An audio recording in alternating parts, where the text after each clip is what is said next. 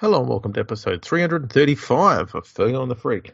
I'm that bloke from Rugby League Project, Andrew Ferguson. You can find me on Twitter at AndrewRLP. And join me as always is the glorious League Freak. You can also find on Twitter at League Freak. How you going there, mate? Going all right, Andrew. How are you? Yeah, not too bad. You're not stirring anyone up this week, are you? No, I made no decisions on International Rugby League. I'm just waiting to bring down the axe to cancel the whole World Cup, though. So we'll see how that plays out Don't you think that's a bit? Don't you think it's a bit small time now? Like, shouldn't you just move on to like cancelling the Olympics or something now? Go to something a bit bigger. Who really cares about the Olympics, though? I've watched almost 2 minutes of it. Do you know, I turned it on one day to see basically the basketball players warm up, and then they went to 2 minutes of some hockey game, and then they left that before the end. And then for the next hour, it was just people talking about events that they didn't show us. And I was like, fuck, man, this isn't what I signed up for. Yeah, it's fantastic coverage by Channel 7. Yeah, they're just giving... what they're doing is they're showing you evidence that they've got cameras at every single facility for every single event. How about the people that, like, download an app on their phone from a media company? How stupid do you have to be? Especially a free-to-air one. Yeah. I would never download an app from a media company ever. No, it's fraught with danger, so to speak. Exactly. You watch, it's all going to happen. We should definitely have an app. We could have an app, actually. We just don't want to pay for it. Don't need an app. Like, what would you rather do? Would you rather go to a dedicated app, or would you rather just fucking look something up online? What could we actually put on our app? Is it just the podcast episodes, or can we put actual content on there? Yeah, you'd be able to put content on there. So we could put, like, articles on there. We could put a podcast. We could put polls on there. Come on, people. Do you want an app? I say we should have an app, only because I'm not going to have anything to do with it, because I've got no idea how that shit works. So it just means you'd have to do it all. Have I ever told the story about when I inquired about getting an app made for my website? No.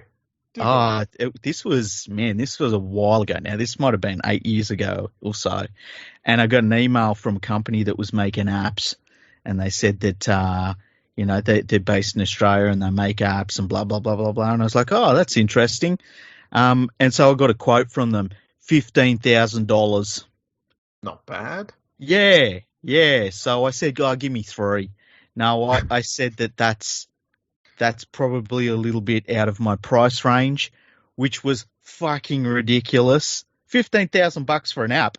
Not the government trying to track people with COVID. Tell you what, mate. Now you've got some Ponzi coins that are worth a shitload. Have you seen it's gone up? No, I haven't. No. Yeah, it's gone up. Hey, I'm good. I'm well in the green. Tell you what, your goal should be to get one of those apps. Nah, fuck that. I'm going to buy something good. Or start your own business where you create apps for people and you charge them $15,000. Oh, man. That's probably the life, hey? That's the way to do it.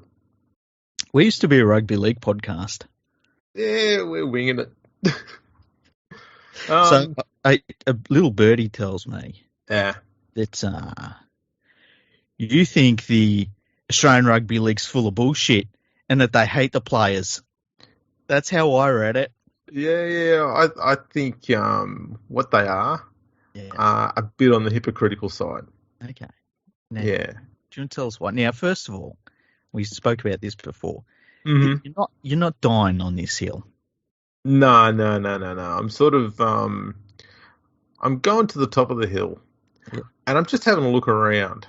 Yeah. Seeing who's following me with vengeance in their eyes, just for shits and giggles. To some extent, to some other extent, a little bit serious, but I'm not really. Yeah, I'm not dying on this one. But I can tell you what they all look like when they're following you up that hill. They've got pasty skin. They're bald. They're fat. They're middle-aged. And they're carrying tubs of gravy. No, I just found it odd. Like the ARLC went out and they made it abundantly clear that the only reason that they were not going to be, allowing players go to the World Cup was for their health and safety. Yeah. And with that, I haven't changed. I fully support that. I don't think we should be sending anybody anywhere where there's a chance of them getting COVID. Yeah. All right. So it struck me as a little bit hypocritical this week when Queensland locked down because I know they only had 6 cases. It's gone up a little bit since then. But they went into a full lockdown, said, right, no professional sport's going to be played. And then the NRL went to whatever lengths they could to make sure that the rest of this round was completed within, the next 2 days. So the Saturday games were wiped out, but they got them played over Sunday and Monday. So they kind of got them done within a reasonable time frame anyway. Mm-hmm. And I thought it's interesting how no one's allowed to go to England because of risk of COVID, but we'll fucking risk Queensland COVID in order to get the fucking NRL games up and going. And every single person's going, well, yeah, but there's 20,000 cases in England and only 6 in Queensland. I'm not comparing the number of cases. I'm comparing COVID versus COVID. It's the same fucking thing in both countries. Yeah. And we've seen in Sydney how quickly this son of a bitch fucking spreads. And we had it down here in Melbourne as well. Starts at nothing, In England, when they first got it there, they started out with 6 cases a day or something around about there, and they haven't got rid of it. This thing spreads fast, and this version spreads faster.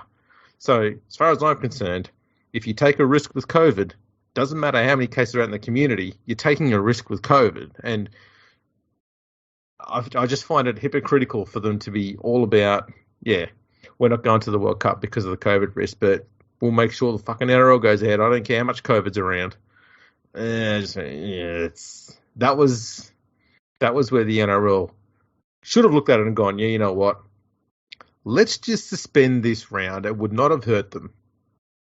And let's just try and get the games played next weekend, whatever else, If we've got to put another round at the end and push the finals back a week, so be it. Who gives a shit? We're not going to the World Cup. We've got plenty of time at the end of the year now. And away they go. It would have been fine. But they just pushed through. And obviously it was because we've got to appease the broadcasters. They're the ones that matter, not the players, not the fans, just the fucking broadcasters. So, that's pretty much where I'm at. I just found it a bit, hypocritical. That was all. See, it's at this point, if this was a Twitter conversation, we just block one another. No, see, this is a funny thing about me is I don't block people because I know half the time that's what people want. And I decide to be, I found that it's easier to be the bigger asshole by not giving people what they want, and that is the block. So what I do is if I'm sick of the conversation, I'll just post stats of completely other random shit.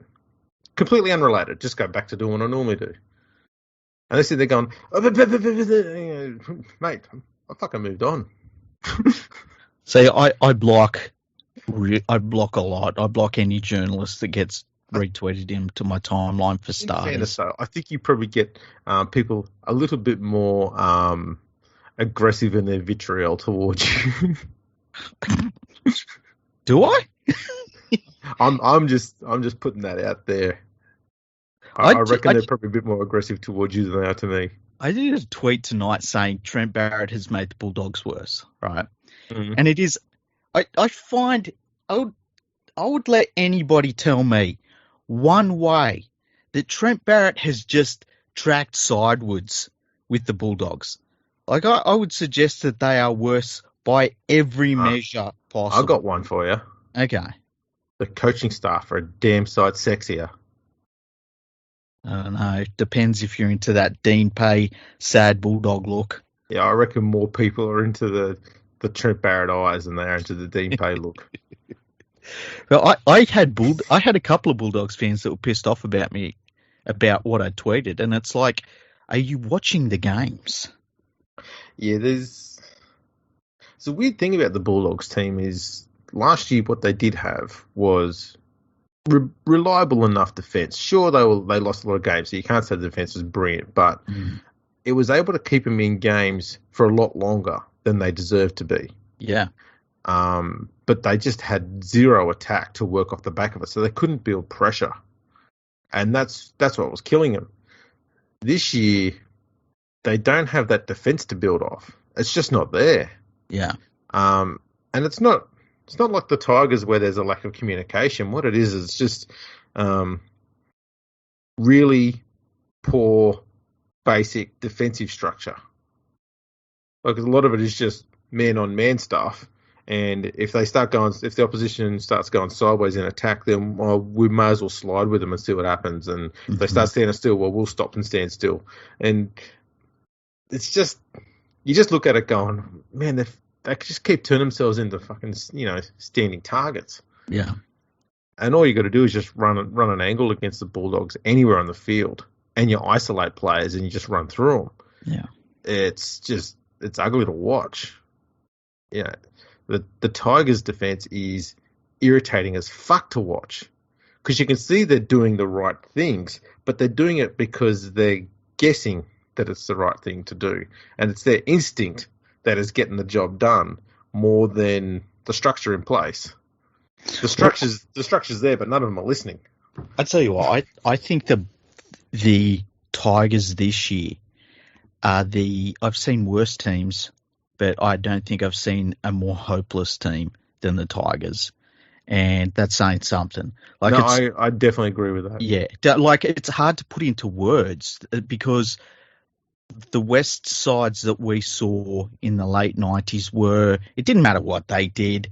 Like on their very best day, they might beat a team by some fluke, right? This West Tigers team isn't like that. They've actually got some good players in the side, but just the hopelessness and the lack of interest in putting in sometimes, and the laziness and just the loser attitude, I find it. I don't think I've seen it before, and man, I've seen some terrible teams. Yeah, actually, that does raise something. Well, while we're there, was it Limbretta send us in a message on Twitter? Was it? Yeah, it was. Yeah, he sent us in a message. Let me bring it up. That's all right. He said he went through the list of the current Tigers 30 players, and he's gone through and he's written down who he thinks they should retain, who they should release, and who they can defer a decision on. And he said there were 8 players who he thinks should be released immediately, and 7 others that they keep if they can't find anything better. So he's got keep, release, and defer. Ken Malmolo, who's just been signed from the Warriors, they've got defer, I say release. Jacob Little, they say keep, I say release. I was probably going to go with defer, but in that game against the Warriors and with 5 minutes to go, and Tigers were on the line and they needed to try to win the game, and there was no fucking dummy half there. Oh, yeah. That is 100% your job, Jacob, and you weren't there. Where were you? I was screaming at the TV, like, what is the hooker doing right now? Yeah. Where was he? I couldn't even see him on the replay. He just wasn't anywhere. He was just gone. Having a cup of tea somewhere. Oliver Gilder, keep. I'd say get a rain check and cancel that one. Yeah. Jake Simpkin, keep. Yes. Hastings, keep. Yeah, for now, okay. Tom Amone, defer. Yeah, he hasn't played too much. Jock Madden, defer. I say keep. I think he's going to be a good player. Dane Laurie, keep. Agree. Nofaluma, keep. I say get rid of him. And this is going to sound a bit weird, I think, because there's a lot of people who love Nofaluma. The problem you'll find with him, though, is he's inconsistent in defence, in the defensive line. So you'll see him sometimes, he'll rush way up and in and get isolated or just have play run around him. Then the next play, he stays out on his man when he needs to come up and in, and they run between him and the centre, and he lets another try, and you're like, what the fuck is this bloke doing? I also worry about when you've got a winger who scores a few tries in a really shitty team, and so they think they're king shit, and so they feel as though that they're, better than everyone else. It's like, please, dude. Yeah. It just doesn't sit well with me. He's got good kick returns, he's a good finisher, but I mean, how many other wingers in the NRL can you say that about? Yeah, exactly. Nearly all of them. Yeah. And he's on far too much money for a winger, especially at this club. Yeah, you can find other wingers cheaper. I'd get rid of him. Tukey Simpkins keep. I'm fine with that. Zane Musgroves defer. I say release him. Say fast release. I'm happy to defer that one. Packer release. Agreed. Roberts release. Yep. Leilua. That's Joey. Yep. Release him. Tommy Talau defer. Okay. Twal retain. Yes. Offhand Gary retain. I'm fine with that. And buy release. Yes. Luciano Leilua retain. Yes. Garner, Blaw, retain, yes. Brooks, I've defended Luke Brooks a fair bit this year. I'm a bit torn on this one, and it's not because of loyalty. It's more a case of how many sevens are going to be available to buy at the end of this year that are at least equal to Brooks in skill. And I don't know there's many halfbacks coming off the books this year. I think most clubs have already locked him down, so he's probably going to be the pick of the bunch that's available to buy. So, yeah, what do you do? Okay, I've got a question for you. Do you think, and this is going to sound weird, Ash Taylor? I'm not a fan of Ash Taylor, right? No. No, because I think Ash Taylor is not as steady of a player as Luke Brooks, but I think every so often Ash Taylor does something, and I just don't think Luke Brooks does anything. No. The problem with Ash Taylor is... I'm saying, we're now at the bottom of the barrel. Yeah, the difference between the two, though, is Ash Taylor's worth more. On his current contract, he's being paid more, I'll put it that way. But you could get him for cheap next year, I think. Possibly. At the same time, Taylor's going to lose you more games than Brooks ever will. And if you're picking him for that one game where he might win you a game, Brooks will probably win you just as many games. I don't think Taylor is... I don't even think he's anywhere near Super League quality, to be honest. I think he's championship halfback. And I think Brooks is between Super League and NRL.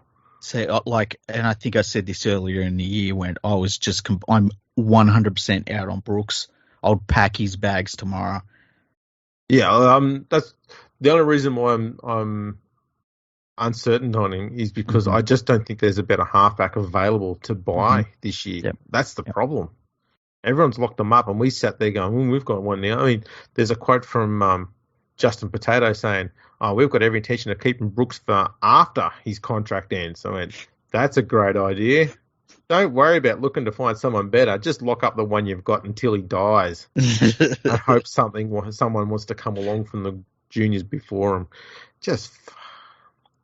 As I said before, Brooks has got a very, very good skill set, but what he doesn't have is leadership and communication. And you can't be a top-line NRL halfback if you lack those two things. In fact, a halfback who has leadership and communication will be better for a team any day than the most skilled halfback you ever get who doesn't have those two traits. Yeah, so I'd take, this is going to sound horrible, I know. I'd take Chad Townsend over Luke Brooks because Townsend can organise and he communicates. Yeah, look, I think you could get Townsend as terrible as he is sometimes. It's horrible. Really, really horrible. But I think he would do more for this West Tigers team. I just think Luke Brooks gives you nothing at all. I'm so out on Brooks. He does offer stuff. What he just needs, though, and this is wrong of a halfback, he needs a 5'8" who does all that work, which is what Benji Marshall always did. It's why Adam Dewey's been moved into the halves again. It's why they had Moses and Bai there, because both of them are carrying Brooks when it comes to communication and organisation. And you can't have a 7 who needs to be carried by a 6. Yeah. That's not how it works. Yeah. Most times you look at Canberra, it's the other way around. The halfback carries a 5'8", and the 5'8" just picks his moments to inject himself when he's supposed to. And that's kind of how that relationship works. And the Tigers have got it completely backwards, and they've shown zero sign of trying to fix that. And a lot of people were questioning why Maguire got rid of Benji Marshall. And fair enough too, but at the same time, you can't hang on to Benji forever.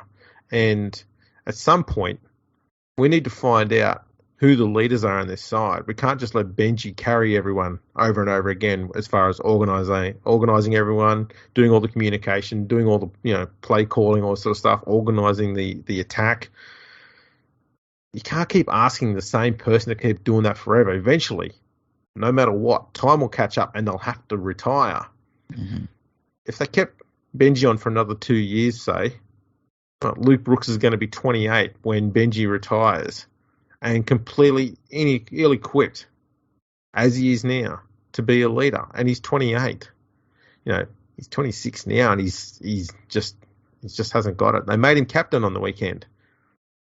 And I said before, he needs to be made captain, not because he deserves it, but to try and coax some leadership out of him, try and get a bit of communication out of him, see if he will do it then. And didn't work. And you just go, well, sometimes you need to do that when you know your season's gone to find out whether someone is worth persevering with. And I think Brooks proved in that game against the Warriors that he's not the short or long-term option at the club. The only reason why the club should be hanging on to him is because they can't find someone better that's on the market. That's it. And that's a sad situation to be in if he's there because there's no one else they can find that's better. And I think that's the situation they're in. Michael Cheekham release. Yeah, I'm happy to defer on Cheekham. I know he's not a world beater, but he's something that's very useful in the current rules, and that is he can play in the back row and he can play in the back line. That's a handy person to have on the bench. Mm-hmm. Billy Walters, I think he's already gone to the Broncos, so he's gone. He's Broncos, yeah. Utu Kamanu, defer. Nah, man, I'm locking him in. That kid he's good and he's getting better. Mm-hmm. Tuolagi, retain. He's not too bad. McKaylee, release. I'm happy to defer on that one. Kepoa, retain. Yeah, I suppose. And Zach Cheney, defer. I'm releasing him. See, of all of these players on this list, I'd keep Dane Laurie and I'd keep Luciano Leilua, and the rest of them could fuck off. I just think that this is a club I would want the least amount possible that they've got right now. Yeah, I didn't keep too many of them. Yeah, I know. I agree. I agree. But I just think that, and it's easy to say, keep two of these players. It's really easy to say. In reality, you can't do that. But that's how many of these players I look at, and I'm like, oh yeah, they're pretty good. All they should be doing at the moment is just going through and finding out which ones they can persevere with until their contracts run out, and that's pretty much what they've got to do. Mm-hmm. Don't be issuing any contract extensions to pretty much most of them until they've proved that they deserve it, and I don't think that's going to happen. Yeah, and I watched that Warriors versus Tigers game. God, I was a punish. Really, really tough to watch. It wasn't like, the Warriors weren't that good. The Warriors look like a team in the situation the Warriors are in. They look like a busted. Yeah. Players missing. They're missing home. They're living out of the suitcase now in a different hotel, and for the first 20 minutes, half hour, they just looked exactly like that team. And you kind of were watching the Tigers saying, when are you gonna do it? When are you gonna do it? And then it looked like they were starting to put something together, and then it just stopped. It just stopped dead. We saw it was about 10, 12 minutes before half time. For the first time this year, I actually saw the Tigers genuinely running a play with bodies in motion. They went right through Brooks to Dewey. And as Dewey was going left, he had a player running straight, and the trailing runner behind him was running an angle around the back. And the player next to him was doing exactly the same thing. I went, the fucking pennies dropped at training. It's only taken them all year, but they finally fucking figured it out. You get bodies in movement, people on different lines. The defence every time, doesn't matter who you are, the defence every time will stand still while everybody else is moving. And a moving human will always run through a stationary one. It's just physics. And so that's what you do. You isolate them and make them stop still. they did it twice. They scored 2 tries, one after the other, pretty quickly. And I went, okay, they finally figured it out. We're going to put on a score here. And the second half came along. It's like someone hit the reset button. They've gone out going, Yeah. And you just wonder, like, these are professional footy players. How are they not thinking this stuff during the game? Like, how does Luke Brooks, after all of the years he's had plenty of experience. Yeah. How does he not know this shit? And instead, you're watching him play, and it's like, dude, do something. Like, Adam Dewey at least will get the ball and he'll run it. Luke Brooks is doing nothing. I think he's getting worse as a player. He's just, Matt, remember, was it 2 years ago? He comes second in the Dally M. Yeah. I watched every game of the Tigers that year, and I have no idea how he did so well in the Dally M. And he didn't have because I was the same. He didn't have a bad year for Luke Brooks. Mm. It was probably his best year, but second in the Dally M, I don't understand how that happened. But as it is with the Tigers faithful, you know, we won a premiership in 2005. Yeah, well, we'll dine out on that for fucking 15, 20 years before we start getting a bit antsy. Luke Brooks, second best player in the NRL according to the Dally M's. Oh, well, we better keep on to him and hang on to him and sign him for another 4 or 5 years then. He's pretty good. Has 1 year like that, but just a little bit better. He'll be the best player in the game. That'll be great. Oh, fucking hell. And so now we've got people coming out going, oh, we need to sack Maguire. It's just not, there's nothing he can do with what he's got. And like you could see in that first documentary of the series they've done, still haven't watched the other ones yet, but he's looking for the leaders in this team. And the problem is he's not finding many at all. No. And to be a good team, you've got to have a bunch of players that, like, you've got to have your leaders, but then you've got to have players out there that just have personal pride. And I don't think there's much personal pride even in a bunch of these players. And I understand it because the players that they target are ones that other teams have let go mid-contract or they're paying them to play for the Tigers and things like that. So I understand, like, when you pick from that pool of talent, that's what you're going to get.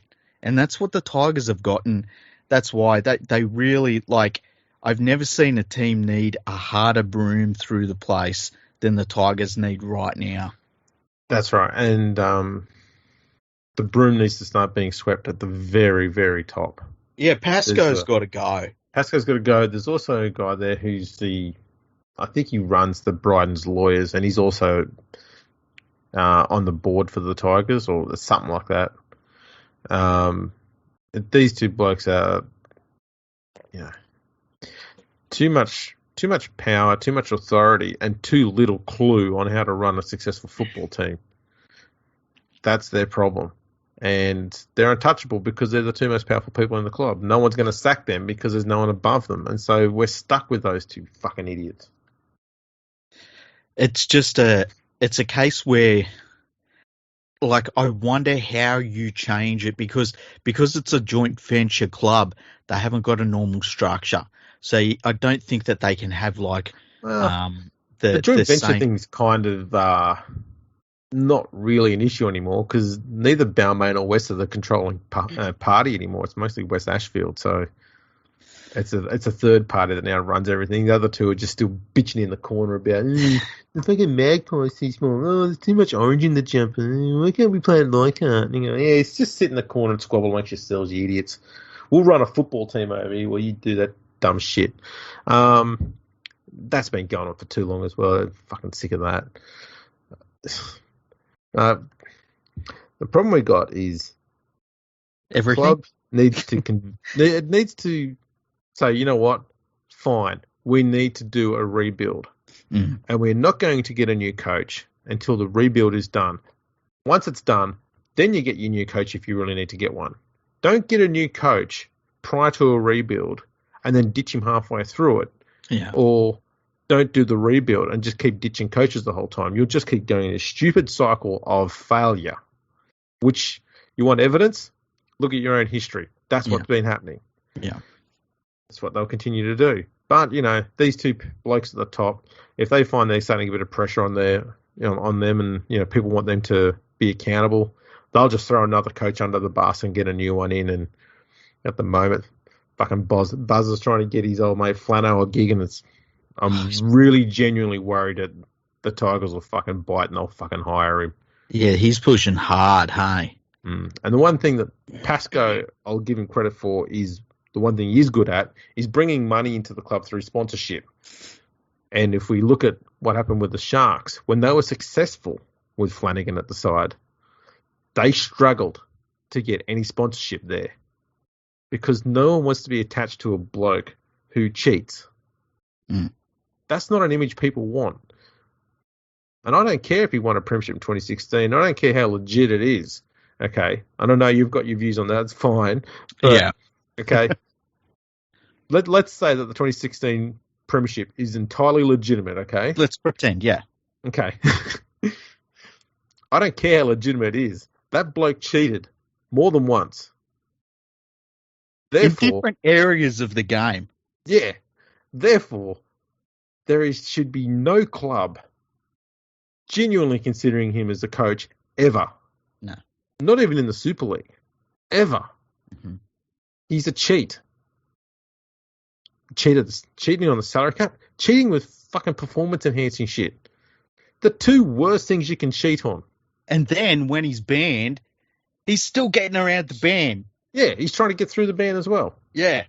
This is a man who cheats, gets punished, cheats again, gets punished, ignores the punishment, gets booted out, gets lobbies to get brought back in. He doesn't fucking learn from his mistakes. So if he doesn't learn from it and the punishment has no impact on him, don't fucking hire him. He'll just cheat at your club as well. Yeah.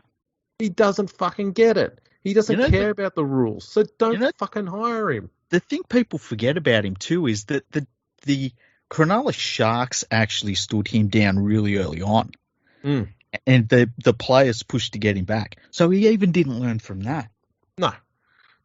And I mean, look how, that when he finally got stood down and John Morris took over in the space of a few days, just in the middle of pre-season training. By the end of that year, everyone had forgotten about Flano, and the sponsorship money started to turn up for the Sharks. Mm-hmm. Things were going rosy. I mean, they got moved out of their own home ground to Cogra, and that still did not impact the sponsorship money coming in, and still hasn't. Mm-hmm. They're now attracting genuinely good talent to the club as well. Whether they should be signing or not, it's another matter. But they're getting Nico Hines, a young bloke, hasn't even got to the prime of his career yet, and already in good form. They weren't signing those people before with Flanagan. They were getting everyone who was 28, 29, 30, 31, 32, 33. Not getting genuinely good talent in their very early 20s who have got a lot of growth to do in front of them. So everything's going positive, and it's going in a positive direction. Flanagan didn't do any of that. It all happened after he left. I don't see how bringing him to any club is a fucking improvement. I just don't see why people think he's a good option in any aspect. I'll take Jason Taylor again over that dickhead. And I would also say, before he got there to Cronulla were a very sympathetic team amongst other supporter bases. Now, when you get better, people start hating you immediately. Yeah. But it's a little bit different with the Sharks. I think he really tarnished them pretty hard. Yeah, he made them. Well, I mean, anytime you win a premiership, people will start to turn on you. No one likes a team that's successful. Yeah. So they're always going to have that. But he made them hateable before that. Yes. And kept them hateable. And that's starting to change now because he's not there. It is weird when you see people start turn. Like, as a Panthers fan, we for a long time were one of those teams where it's like, oh, look at the Panthers, they're doing all right this year. And now that we're a good team, and it's only been 2 years, let's face it. But now that we're going well, there's a lot of people and you see the way that they go at the club, and it's just very strange. I did a tweet about it. Because we lost on the weekend to the Storm, and I didn't think there was much good take out of the game. It was what it was. But I was saying how there's certain supporters that will watch their footy team, and if their footy team is losing, all they do is they sort of have digs and bitch about the ref and the opposition. And I've never understood that ever. Like, if your team isn't good enough, your team's not good enough. And I think there's a little bit of that baked into hating successful teams. Like, I've never hated this Melbourne Storm. I look at them and think, man, I wish my team was that good, you know? The things they do are amazing. Like, they're historic. We are literally watching a historic sporting team. There's very few teams that for 20 years straight have had, like, what would it'd be like 75% of their seasons are outrageously successful. That's easy. crazy. Easy. I mean, they've missed other than salary cap cheating, they haven't missed the final since 2005, 6. Yeah. Oh, yeah. I think they had like a couple of seasons there where they were off the pace, and then they were straight back into being contenders again. Yeah. Oh, they're a phenomenal side, but it's funny how you get a lot of fans who immediately look for excuses or blame when a team loses, almost like they think they're entitled to win every game. The last time a team went undefeated in the season was 1959, and only once has a team won every game in a year, and that was in 1925. So you know what? Your team's going to lose some games. Just own it, people. Yeah, own your losses. That's part of sport. And I think that's been lost on a lot of people. And I don't know why. It's like, man, and I've said this before. I think I said it for the grand final. Sometimes you got to take a bite of that shit sandwich and start chewing. That's pretty much it. But, you know, that's something I can do pretty well because I've been eating a lot of those sandwiches. Fucking for a long time. Tigers fans, yeah. It's the only thing I know. I just eat and go, this is nice. Oh, man. Can you put some more shit on my shit sandwich, please? I just want it a little bit thicker. Can you just take this and warm this shit up a little bit more for me? You know what? Just do away with the bread. It's empty carbs. It's empty carbs. I don't need that. It's ruining a good sandwich. See, I hope you're happy now, Limbretta. You've just ruined Andrew's fucking week. Again. It's all good. It's all good. Now, something we discussed before. Should we still do it? The ladder predictor thing? Yeah, I'm happy to do it. Have you got time to do it? Yeah, of course I do. Excellent. So we'll go through the remaining rounds and we'll try and use some stats. And we'll make this, statistically correct where possible. Okay. So let's have a look. You got the thing up there or not? I have it all open. So on Thursday we've got Knights versus Broncos. All right. Let's have a look at some stats here. Okay.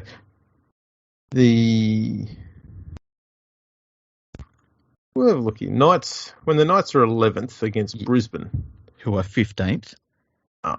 Just when the Knights are 11th, they've never beaten Brisbane. They've only had one game, but Brisbane put 50 on them in 2012. Okay, so what do we do? What do we do with this one? It's a tough one. Sunshine. Away from home. What are the Knights like against 15th when they're 11th? We've got some good. 2 losses. Oh, let's go Broncos. We're going to have to go Broncos on that one. Okay, so the next game, Friday night, the Raiders who are 9th versus the Dragons who are 10th. Oh, these teams have got a weird history too. I think the Raiders went on a huge win streak, or the Dragons did, and then it got switched around. The thing about this game is Ben Hunt's out for a month with a busted arm. He's got a fractured arm, so that's a big loss for the Dragons. They get a lot of their players back who had that awesome barbecue. But these two teams, I mean, man, this could be a draw. Canberra's, they're slightly betterish the last month, or last 2 or 3 weeks. Yeah. I'm not convinced with how that sounded, obviously, but let's see. Canberra's won just 3 of their last 15 games when they've been in ninth on the ladder. 3 of 15. What That about goes the back- Dragons when they're in 10th? Let's have a look at that one. Let's see. Dragons in 10th. It's a rather large file. I've got his teeth. He's a bit slow. That's what she said. Dragons haven't won a game at 10th in their last 5 games there. That's generally who's going to be the shittier of the two. I would all. Oh man, I think that. So I'm inclined to go with the Raiders on this one because the problem the Dragons have got is because they've got some players taking suspensions for the awesome barbecue 1 week and then another bunch the week after, and it switches backwards and forwards like that. There's no cohesion in there. It's just players. It's just a revolving door. Yeah. I'd be surprised if they win any more games this year until they play the Tigers, if they do. Okay, Eels, Rabbitohs. Parramatta's done. Yeah, Parramatta's finished, aren't they? They're fucked. Yeah. Okay, we're going Rabbitohs. Yeah. Warriors, Sharks. Yeah, the Sharks are interesting tonight. Like I think everyone was pretty adamant that they were going to get easily accounted for by Manly, but they didn't stop playing. And they put on 2 tries in 2 or 3 minutes towards the end of the game there, and they didn't really go away. The Warriors are a bits and pieces sort of team at the moment. Yeah, they're doing their best, just putting a team on the field, and like I think because you have the Tigers game in your head, you're sort of thinking that like the Warriors are done, and it's nothing. I mean, most of it is just the off-field grind that they've been through. I just think they're done. Yeah, I mean they should have been done last week too. Yeah. Roosters 5th versus Panthers 3rd. Is Cleary back? I think Cleary's back. I'm not 100% sure. If Cleary's back, I'm back in Penrith. If he's not back, then I'm going Roosters. Okay. Because I've seen 2 reports. One said he could have been back last round, but he's definitely going to be back this week. And then I saw another one saying they're going to hold him back another week, which I don't think they'll do. Let's see what the NRL website's got on here. Where can we go to find out about that? I wish I could remember where that other report was from. Players. Let's have a look. Cleary. This website is horrible to navigate around.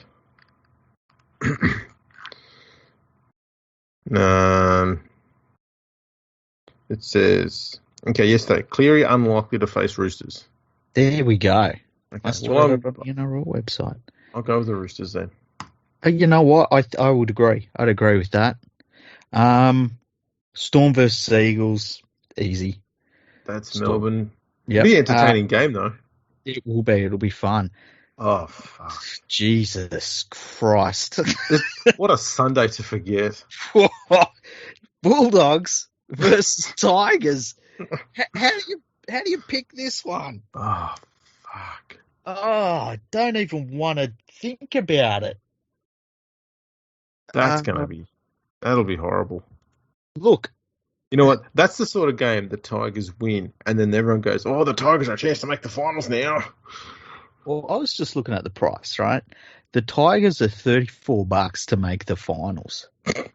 Right? Now, Get on it, people. They're 6 points out of the top 8, which is the Raiders. I don't think them prices are long enough, hey? They should stop taking money on that. Do you want to know what's funny?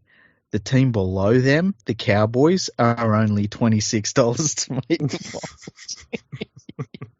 Okay, I think we'd both probably tip the Tigers, but it's really tough. It is tough. Yeah. And Last then game. Titans versus the Cowboys. Yeah. You have to go Titans. Surely. Yeah.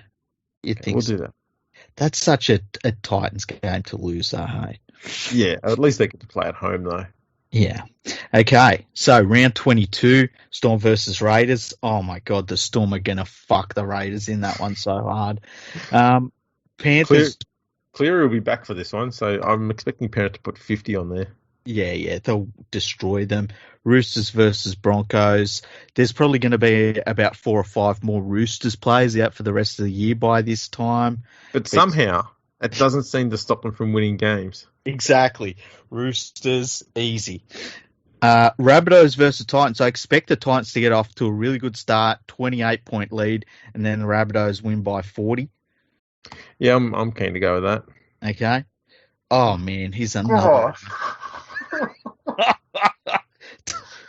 the Tigers versus Cowboys.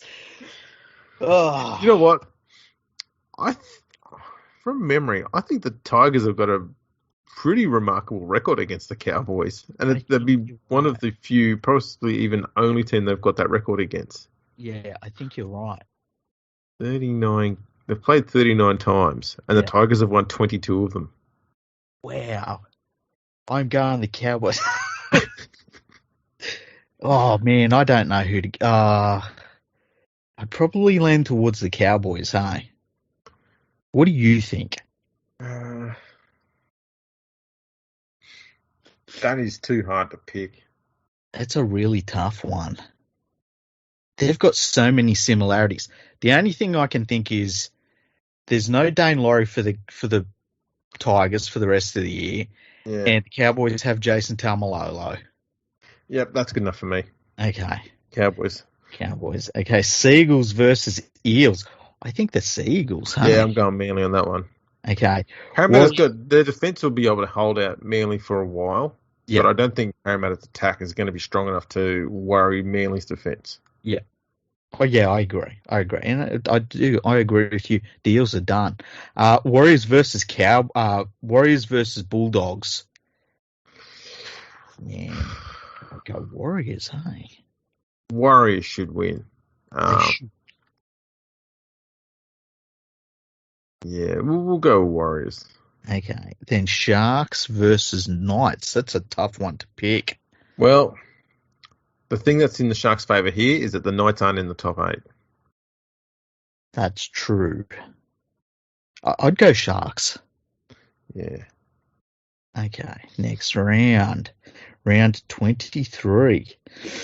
Titans versus Storm. Easy. Storm. Manly to beat Canberra. Yeah, definitely. Ooh, Panthers versus Rabbitohs. Penrith. Yeah, I expect Cleary should be a bit better form-wise for this one. Yeah. I reckon they'll probably have a close-ish win the week before, but they'll probably be a lot better for it for this game. This would be the difference between they would switch places. So if, at this point, if all the results go out the way we've said, Panthers would move up from 3rd to 2nd by beating the Rabbitohs. Yeah. Sharks will beat the Tigers. Yeah. Knights will beat the Dogs. Yeah, definitely. Ooh. Eels versus they should beat the Cowboys. They should, yeah. The Roosters will beat the Dragons. And Broncos versus... Yeah, the Broncos should beat the Warriors at that point. Yeah, we'll go with the Broncos there. Okay. So round 24. Knights versus Titans. That is a tough one. That is a tricky one. That's going to have a huge bearing on the top 8. Yeah. Man, that's difficult. The thing that worries me about the Knights, their forward pack is pretty damn soft. It is, yeah. And the Knights have only had one win from their last 12 games when they've been at 10th on the ladder. So are we going for Titans then? I think we'll go Titans. Okay, Titans. Let's just check, see what the Titans' record is when they're at 8th. Okay. Just to be fair to the Knights fans. Yeah. You don't want to make them think that we're ditching them here. Anti-Knights, yeah. Yeah, Titans' record's a bit better. They've had 3, 4, 5, 7 wins from 15 games.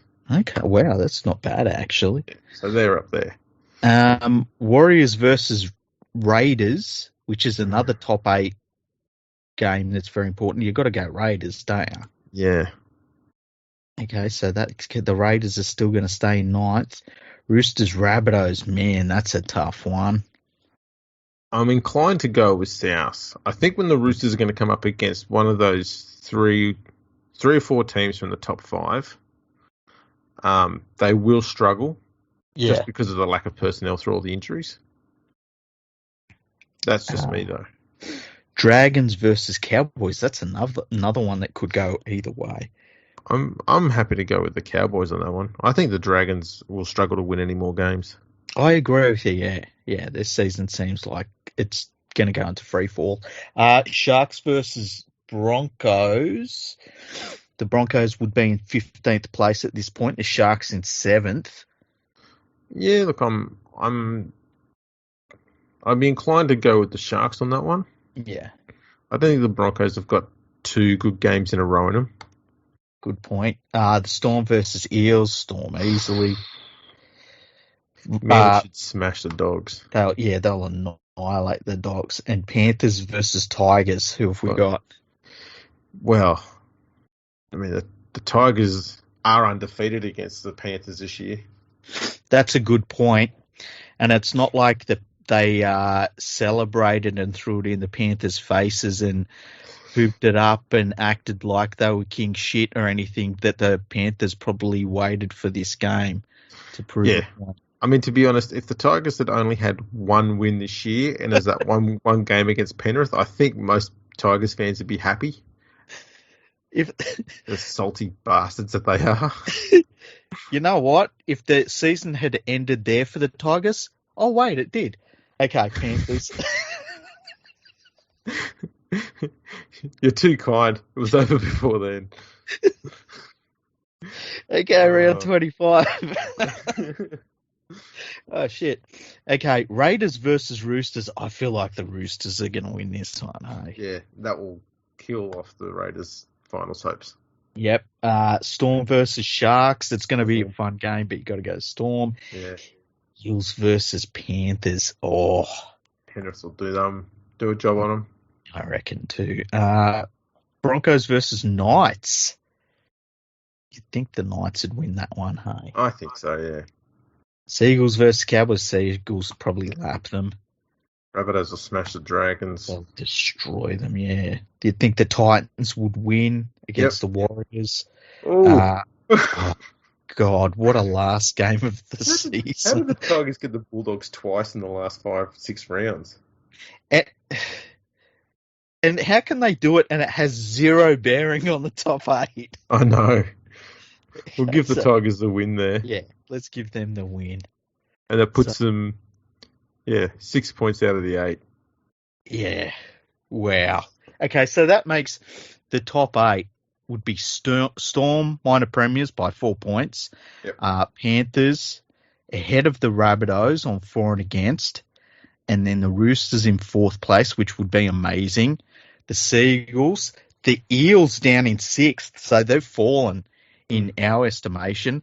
7th would be Sharks, 8th would be Titans, and they're missing out by 2 competition points. In the top 8 would be the Raiders, and with them on 22 points would be the Knights. And then after that, it would be the Dragons, followed by the 12th place Tigers, so they're not in 9th this year. No. The Cowboys in 13th, Warriors in 14th, Broncos in 15th, and the Bulldogs in 16th. Should we do the final series? Why not? We're here now. Yeah, fuck it. Okay, Storm versus Roosters. I'm happy to go with the Storm on that one. Yeah. Seagulls versus Titans. I would think the Seagulls. Oh, yeah, there it is. Seagulls over the Titans.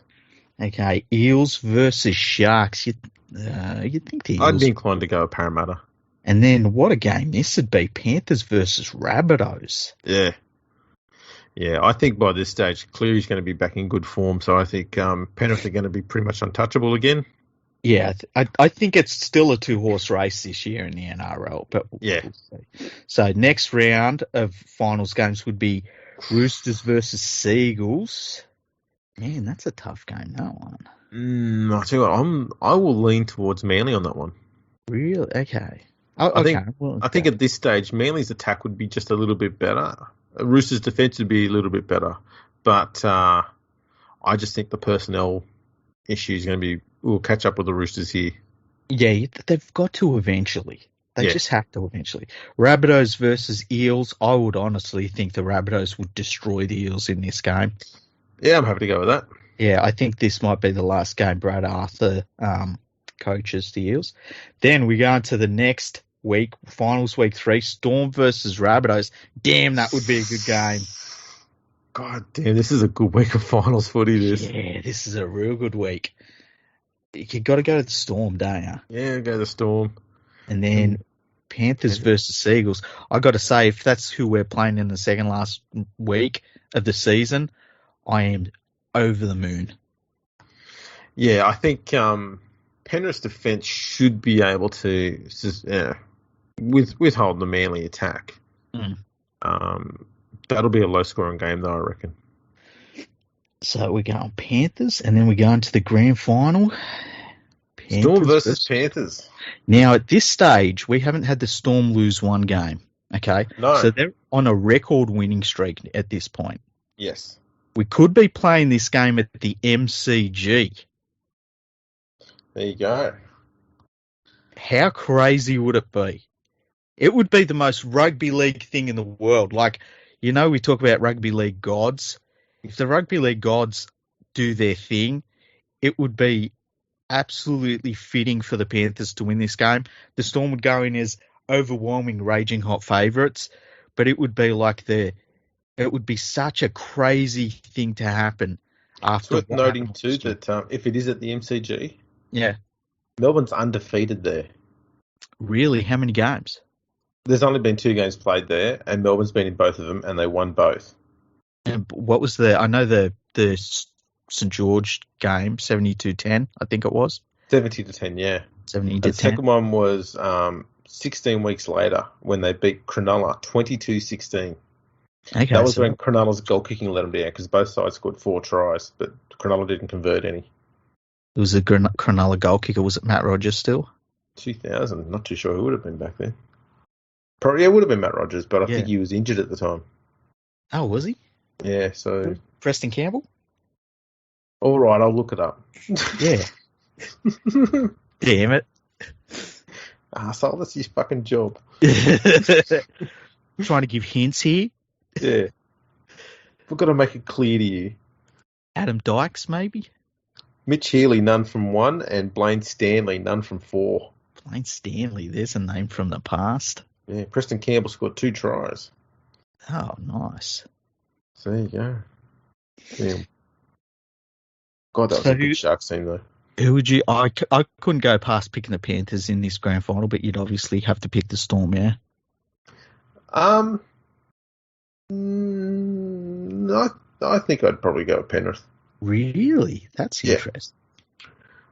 Why would you pick Penrith in that game? You know what? I think there comes a point in time, doesn't matter how good a team is, there will come a point in time when people will start saying they're due to have a loss. They're due to have a loss. And as the games get more and more important, that pressure builds more and more and more.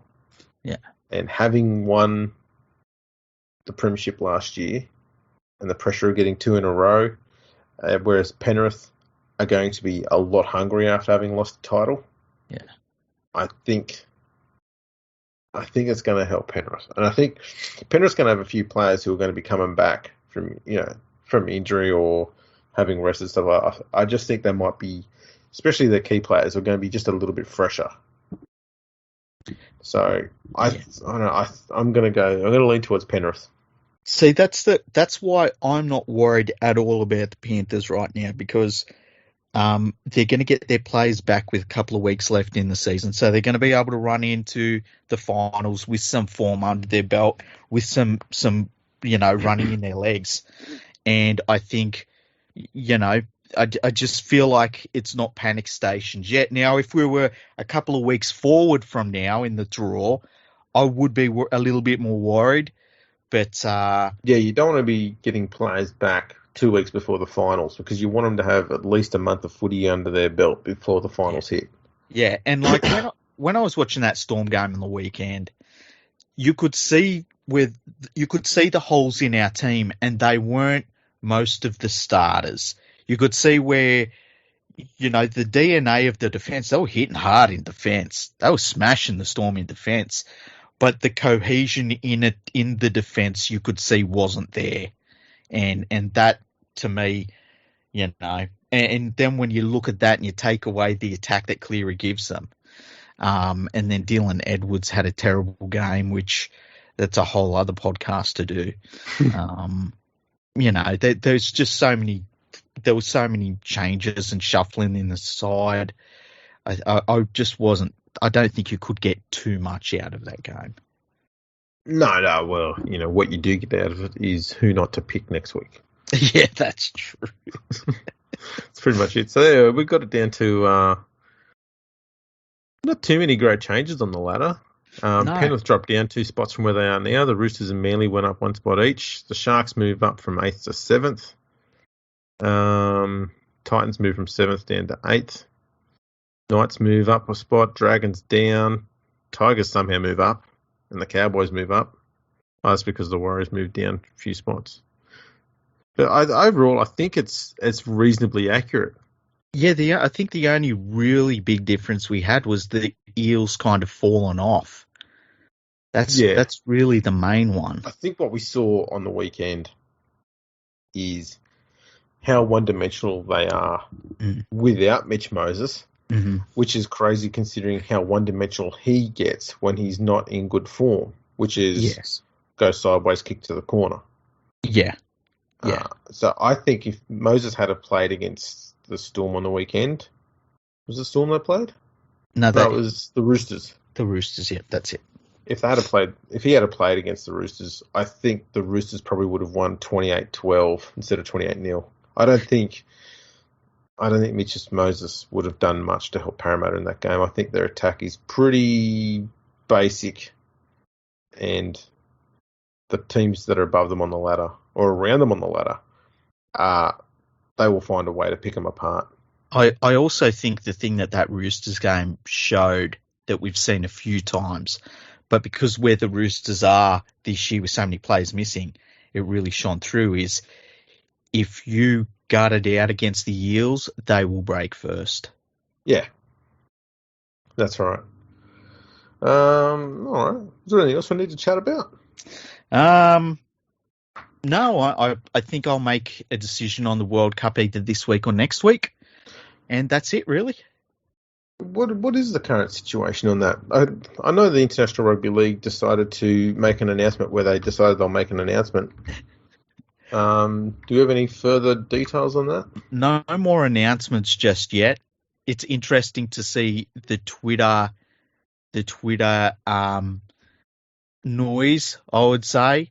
There is a funny group that are all talking amongst each other about the World Cup going at it alone and stuff, and they're just kind of talking to each other. It's not part of the greater rugby league sphere, and I think that they will all understand that, because I think the World Cup's getting cancelled. I really do. Yeah, I can't see how they will go ahead with it.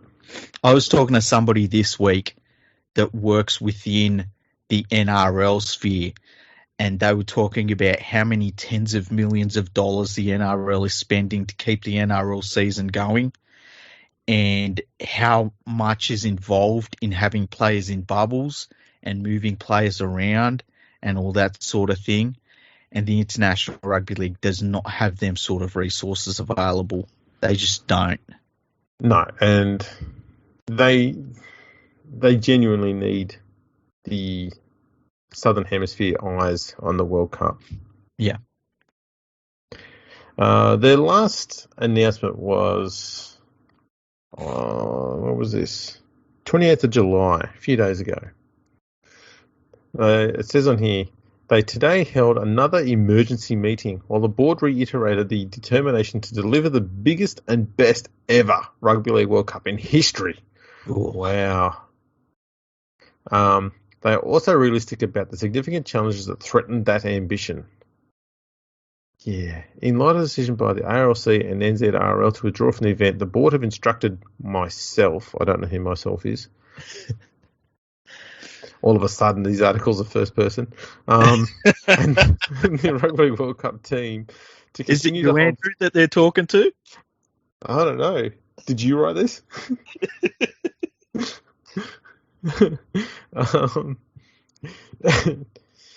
So they've decided, the board have instructed whoever it is and the team to continue to hold further urgent discussions. This is not a press release. This is just we got bored. We didn't finish our discussions. Talking to themselves in the shower. Yeah, the Zoom meeting ended and we didn't know how to get it started again, so we thought we'll put this out instead. Particularly the players, aimed at correcting misinformation as well as measuring the sentiment on proceeding with the tournament. The board recognised the need to bring clarity and certainty to the situation. They have also underlined the relentless work that has been taking place to establish the most safe and secure environment for all involved, in line with other world-class major events that have taken place successfully in the UK in 2021. The Rugby World Cup will have these conversations as soon as possible and are currently in dialogue with the UK government on a regular basis, whose support has been invaluable. The players on the extraordinary measures we will implement to protect their well-being during the event, as opposed to the less than extraordinary measures that the RFL have implemented on them. I know, right? The competing nations to fully understand any new or developing issues that will prevent them travelling to England in October. Does that suggest that there are other teams that are having that concern? Well, there'd have to be. Well, I assume there would have to be, but the fact that they're addressing that as an issue, that says to me that possibly there are other teams saying, we're not too sure. Yeah. The 18 dedicated host towns and cities. Are there cities involved? Cities. It's going to be the biggest event ever. In towns. Yeah. As well as the 21 world-class venues. Well, you know, I think if you put Mendeho's Jungle up against the Humula cricket ground, the Mendeho's Jungle would look like the Colosseum, really. True, that's true. The IRL are going to talk to the IRL on the implications of the decision made by the ARC and the NZRL and replacement teams. I didn't know there was going to be replacement teams. Well, that's what they're talking about at the moment. So is that as in the Indigenous teams, or is that talking about bringing in the next two highest ranked teams in the qualifying process? Oh, well, why would they bring in the next two qualified teams that went through a whole qualification process? You make up teams. Fair enough. This is England, man. Maybe they could have a Gondwana land team. Actually, that's a really cool idea. Then you can just pick whoever the hell you want. Yeah. They can just represent prehistoric times. That would be cool. That would be like picking a team from bloody, what's it called? Where they have the giant golden guitar. I don't even like to say the name of the place. Yeah. It's only made out of fiberglass anyway. It's not that big. It's not a real guitar. Nah, it's just fiberglass bullshit. The best thing about it is you can see the macas from it. Uncertain angles and other angles that it impedes the view. Yeah, if you stand in the right place, you can't see any of the town at all. You can't see any of the McDonald's sign. That's what you're there for. We place on record our sincere thanks for the understanding of the hundreds of thousands of fans who are planning to attend the tournament, as well as our loyal commercial and broadcast partners who have been so supportive during this challenging time. Well, that's nice of them. Wow. Yeah, there's another Clayton's press release, that one. Yeah, I'm looking forward to what the next one will be. My guess is they will wait about a week and a half and they'll say we're postponing it. No, they'll come out in a week and a half and say, yeah, we're just going to let you know that we've decided to have another meeting. And that'll just go on and on and on. I talked to the rest of the other people on the board and they said to me that I can announce that I will, I. I Oh tell you boy. what, the dude that runs the International Rugby League right now, how much chance does he get to be voted in ever again? He probably will because there's only about 5 people involved in there. But one of them says, no bloody way, Cobber. And the other one says, don't think so, bro. Yeah, but that just sort of leaves 3 others. And I guess they've just got to go, oh. And what would the P&G dude say? I don't know how a P&G dude would say yes or no. We need someone from P&G to get in touch with us and tell us how you'd say yes or no in P&G vernacular. I think, and most people have like a handshake as a greeting. Yeah. I think in PNG, they would just have a crash tackle as a greeting. I don't know if that's a positive greeting or a negative one, but I think that's just the way they greet people. Is they just destroy you with a rib crunching tackle. I feel like, because everyone from P&G, like, we're all made of like mushy pink meat, but I feel like people from P&G are made of like wood, because all of their rugby league plays hit you like they're made out of fucking wood. So I feel like that their yes and their no would just be smashing their fist on the table and just scaring the fuck out of everyone.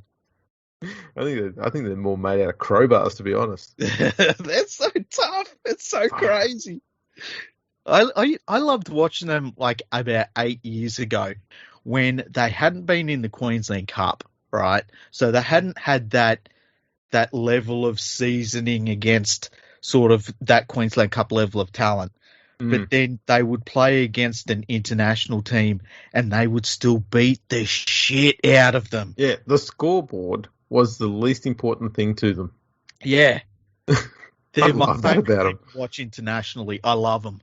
Yeah, sometimes they win, sometimes they lose. They didn't care about the result. Yeah. What they wanted to do was hurt some bastard. Or what was that play? Was he had that little message on his wrist tape the other day? Oh, fold some cunt. Yeah. Kane Evans. Yeah. Yeah.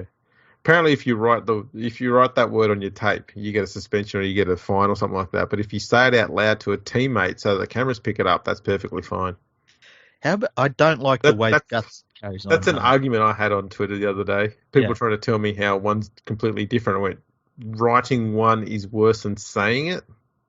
Yeah. I don't say like I thought that it was the word itself that was the issue, not the delivery of it. Yeah. Even Annesley said it was an offensive word.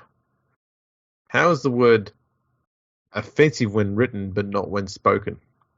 It's like if somebody said that word in front of your kid, right? Or they wrote that word down and passed it to you. Like, obviously saying it in front of your kid is worse than someone handing you a note saying it. But whatever, the world is so crazy now. I'm just willing to go with anything.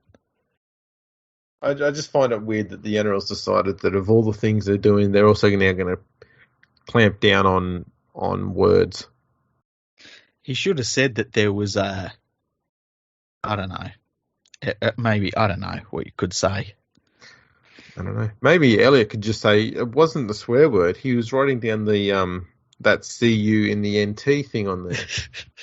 Yeah, it was a promotional thing for tourism in the Northern Territory. He's trying to do a positive thing for the Northern Territory community, and this is how he gets treated. Horrible treatment by the NRL. You should be ashamed of yourselves. What would you write on your wrist? Fuck PVL. What would I write?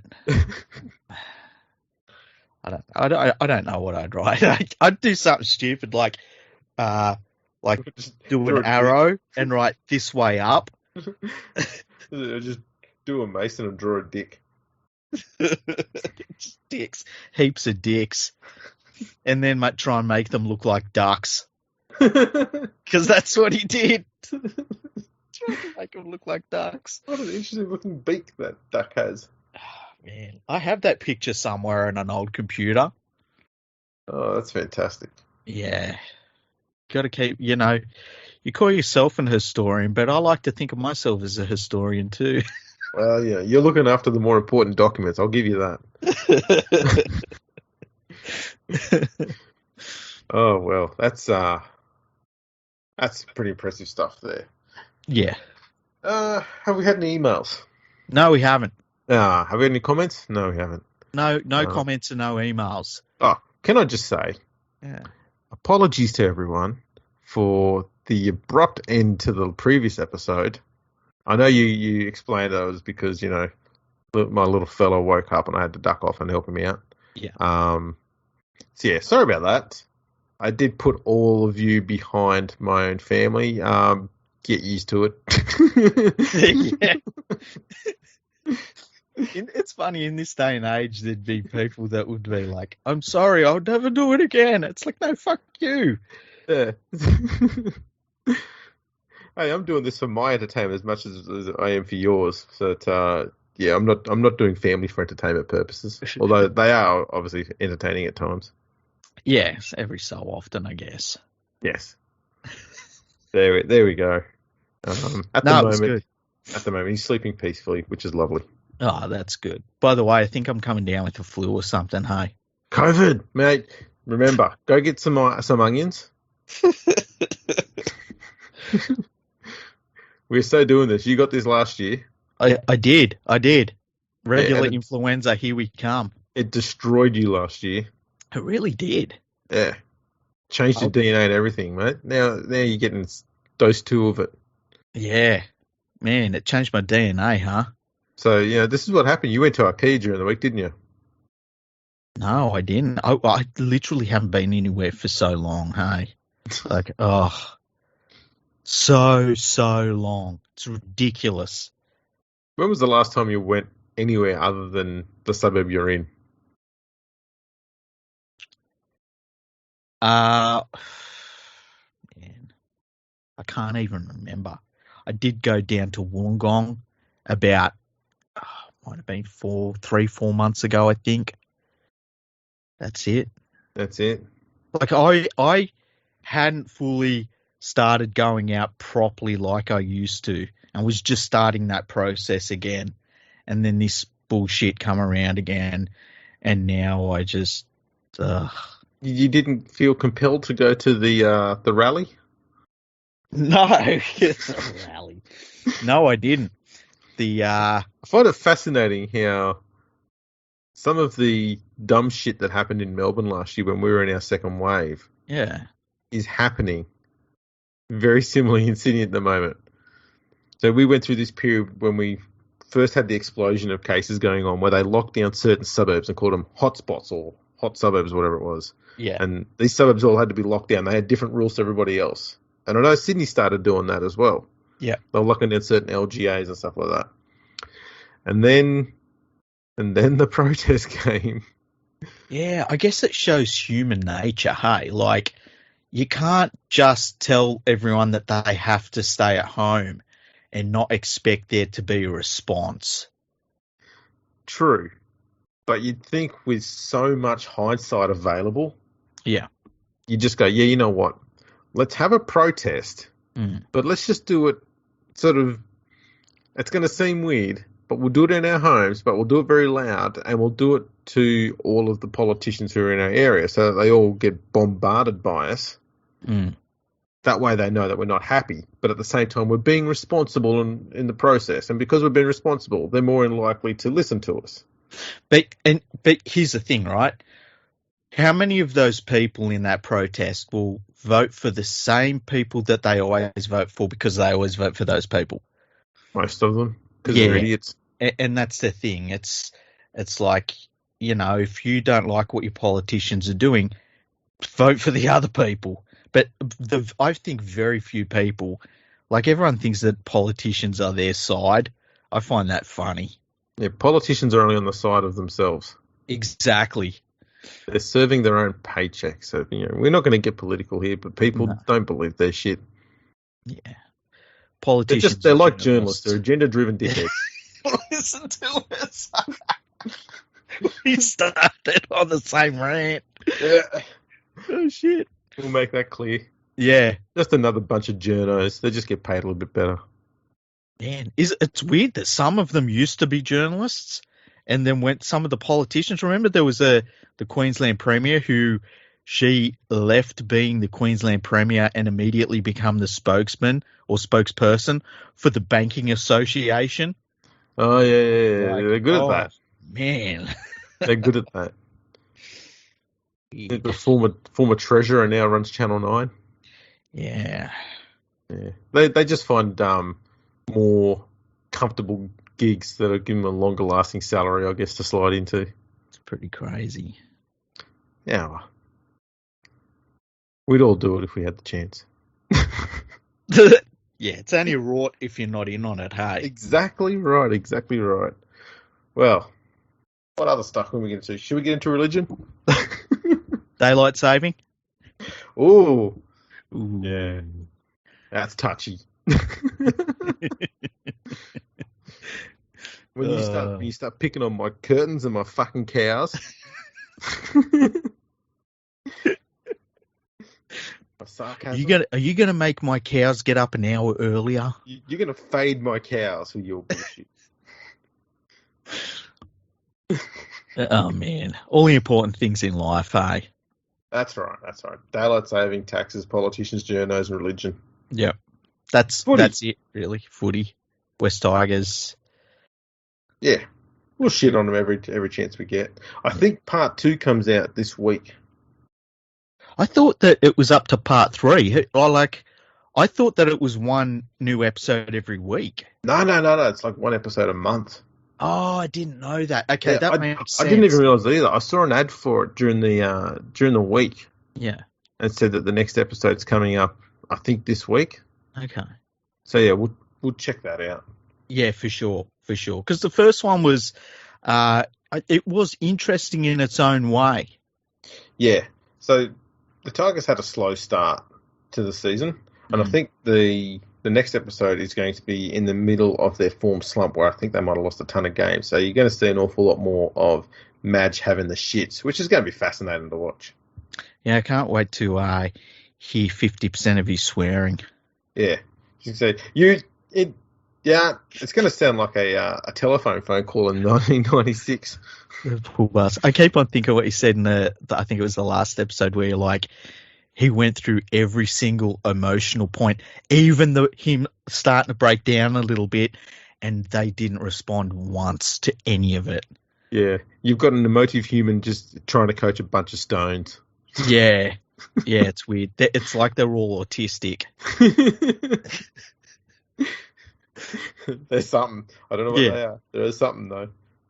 Bunch of bricks. They're all sociopaths. Yeah, that's the thing. I think at some stage soon, Madge is going to push the wrong button, and they're all going to turn up to training one day, all armed to the fucking teeth like Rambo, and they're just going to go post it on his ass. He must have been sitting there thinking, how the fuck am I not able to make BJ Leilua emotional in some way? All he's got to do, I don't know why he hasn't thought of this, you just go up and just slap Luciano. Just make every time before they run out, he gets Luciano Leilua to put his hand on the whiteboard, and he just plugs a staple into his hand. Or he just goes up to Luciano, and then he looks at Joey. Says, Joey, you looking at me? Yeah. And he just keeps staring at Joey the whole time, and then just slaps Luciano while just staring at Joey in the eyes. Just a giant wind-up, hey? Yeah. An overly ridiculous wind-up, and brings his arm right back. Yeah. Way back. And just boom. And just keeps staring at Joey the whole time. And when Joey comes in and says, take it out on the field. I mean, it won't help the Tigers because you'll just go there and be an absolute fucking moron and give away 37 penalties and we lose by 60. But at least you'll be putting a bit of emotion into the game. You know, I noticed on the weekend they still had those little cameras up in the box. Yeah, and they're still there. It was funny because maybe I was reading too much into this, but it felt like Maguire's at the stage of the season where he's like, yeah, nothing I do makes a difference. I'm just fucking witnessing this at this point. Yeah, there's going to come a point sometime during this whole thing where he's going to go, you know what, I need to start thinking about my acting career. This coaching gig's not going to last much longer. Not at this club. I need to think about my my career beyond this. He's got the Woody Harrelson thing going on well. He does. So, white man can't jump too, maybe.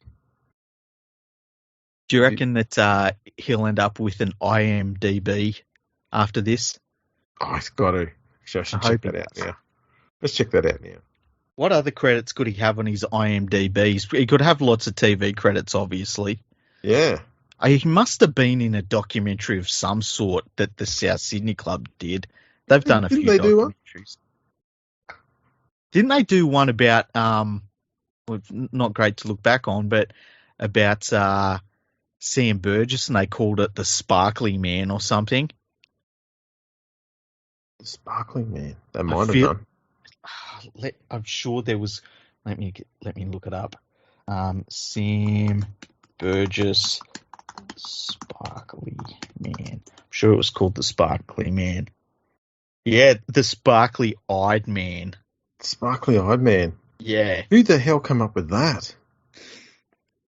I don't know, but I think it's apt. Get him on the right day, full of the right shit. It's like utter garbage. Sparkly-Eyed Man. Sparkly-Eyed Man. That's the dumbest shit I've ever heard. Ooh, who's this? Okay, by Russell Crowe. I just saw this is funny. I always say the website, but it's from somebody you and me have had a bit of a laugh about. And the headline reads, Greatest English Import Ever. Don't think so. Wow. Big call. Yeah. Big call. Wrong call. Yeah, that too. Very much the wrong call. Anyway. Just having a look through. I figured the easiest way to do this is to go through Russell Crowe's thing and see if there's anything comes up on here. He's got to be in that doco, surely. It's not coming up on here. Really? Wow. So much for that website. Well, they've got no fucking legitimacy anymore. Not going there again. Fuck them. Fuck them. IMDb. We should wrap this up, hey? I think so, because we're gibbering on a bit too much and providing very little content. We're starting to go into that realm of like, oh, this is just the 4.5 hours we talk to each other and do weird shit. Yeah. That's pretty much it. All right. Thanks for tuning in, everyone. This is what happens when you don't send in comments and when you don't send in emails. So if you want to make sure it's a bit more fast-moving and entertaining, get in touch with us. You're overdue. Go to fergoonthefreak.com and go to the contact section. And for fuck's sakes, leave a comment or ask a question. Do some fucking work for fuck's sakes. This is the worst shit we've put out. Fucking save us. We bloody cancelled a World Cup for you people.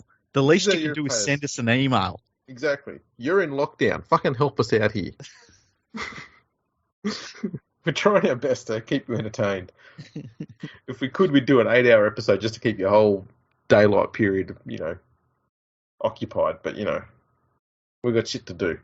Yeah. Well, one of us does. You're in lockdown. Yeah, I can't do shit. No, you're just on eBay buying more toys and shit. No, how dare you? Buying more Ponzi coins. I did buy more this week, actually. He's invested up to his yin yangs. I'll tell you what, if you're going to invest in anything, you go to the yin yangs. Imagine if there was a yin yang coin. I bet there is. I sold my Doge and Shiba Inu a long time ago, so I'm out of them. No, fair enough. Whatever. All right. Thanks for tuning in, everyone. Hope you enjoyed this gibberish, and we'll catch us all next time.